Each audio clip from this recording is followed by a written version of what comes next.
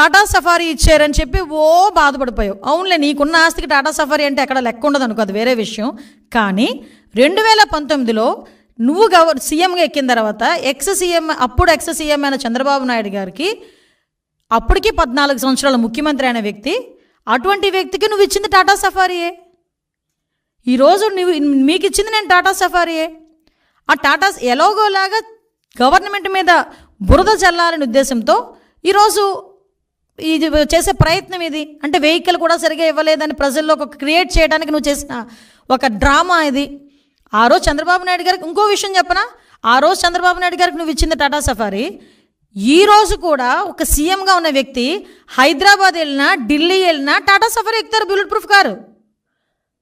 ఒక ఎక్స్ సీఎంగా నీకు ఒక bullet proof car Tata safari ఇచ్చారు. నీకు ఎక్కడ తక్కువ చేశారు? నీకు నచ్చలేదు. ఎందుకు నచ్చలేదు? బయట ఉన్న ప్రజల్ని కనిపించట్లేదు, నీ ఎక్స్ప్రెషన్స్ కనిపించట్లేదు, నీలో నా మహా నటుడు కనిపించట్లేదు. నువ్వు బాధపడిపోయి నువ్వు వేరే కారు ఎక్కావు. నువ్వు వేరే కారు ఎక్కినా కూడా బీపీ కార్ వెనకాతలు వచ్చింది, నీ వెనకాతలు తిరిగింది. అది ఎక్కడ కూడా ప్రోటోకాల్ కూడా వైలేట్ చేయలేదు, నీకెక్కడ కూడా సెక్యూరిటీ తగ్గించలేదు, నిన్నెక్కడ కూడా ఇబ్బంది పెట్టలేదు, నీ ఇంటి మీదకి ఎవడు దాడికి రాలేదు, నువ్వు ఎక్కడికైనా వెళ్తానంటే పోలీసులతో తాడులు కట్టలేదు.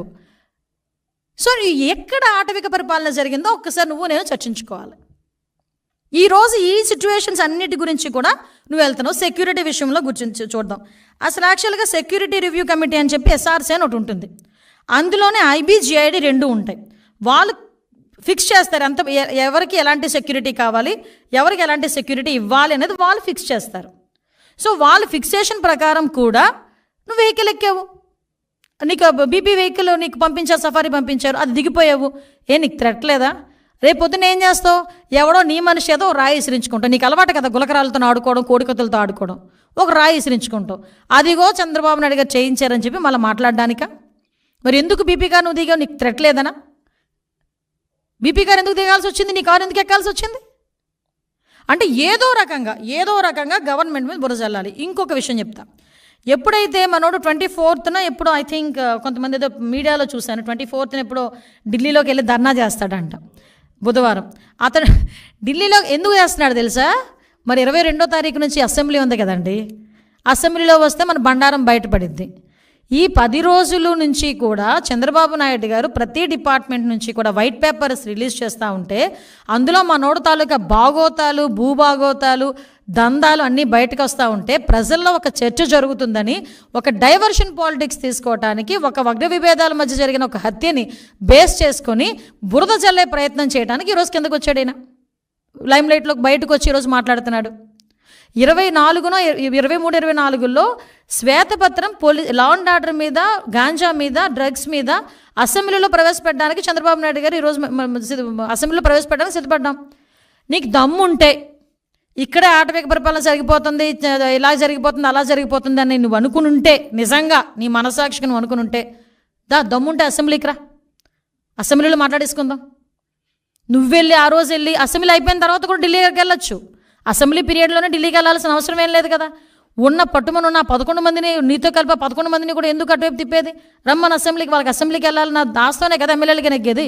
రమ్మని అసెంబ్లీకి కూర్చోండి. అసెంబ్లీలో చంద్రబాబు నాయుడు గారు చెప్తారు. అందులో ఒకటి అబద్ధం అని కానీ, ఒకటి నిజం లేదని కానీ ఏదైనా ఒకటి చెప్పమానండి దమ్ముంటే. నేను ఛాలెంజ్ విసురుతున్నా, రా అసెంబ్లీకి రా నీకు దమ్ముంటే.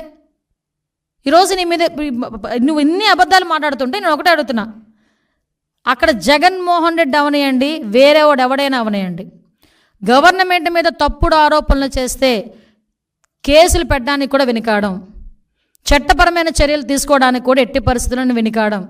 ఎవడైనా సరే, అక్కడ జగన్మోహన్ రెడ్డి, పులివెందుల ఎమ్మెల్యే జగన్మోహన్ రెడ్డి ఉన్నాడా, సమ్ ఎక్స్ ఉన్నాడా మాకు అనవసరం.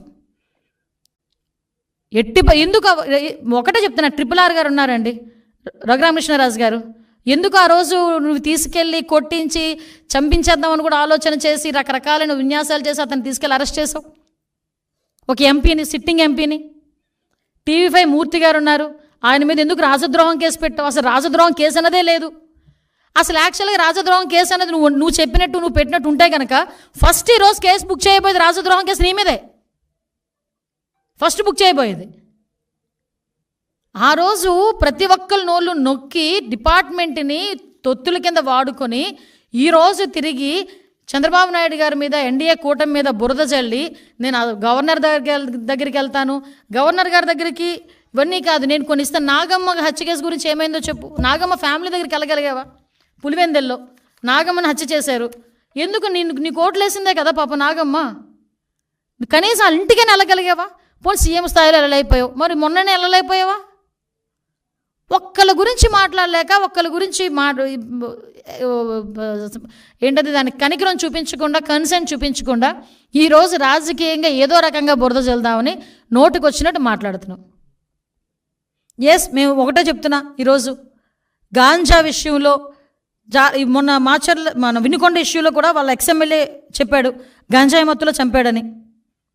ఈరోజు జరుగుతున్న ప్రతి ఇన్సిడెంట్కి వెనకాతల గంజా అన్నది బేస్ అయిపోయింది. ఆ 5 సంవత్సరాల కాలంలో గంజాయిని అనకూడదు కానీ ఒక రాష్ట్ర పండుగ పండించారు వీళ్ళు. విపరీతంగా విచ్చలవిడితనం పెరిగిపోయింది. ఒకసారి మొన్న ఎప్పుడో బయటకు వచ్చి అంటాడు విషపు బీజాలు ఏదో సంథింగ్ విషపు బీజాలు నాటుతున్నారని ఏదో మాట్లాడాడు. అరే ఆల్రెడీ నువ్వు నాటేసావు విషపు బీజాలు. 5 సంవత్సరాలకే 5 సంవత్సరాల ముందే నువ్వు నాటేసావు విషపు బీజాలు లాస్ట్ 5 yearsలో.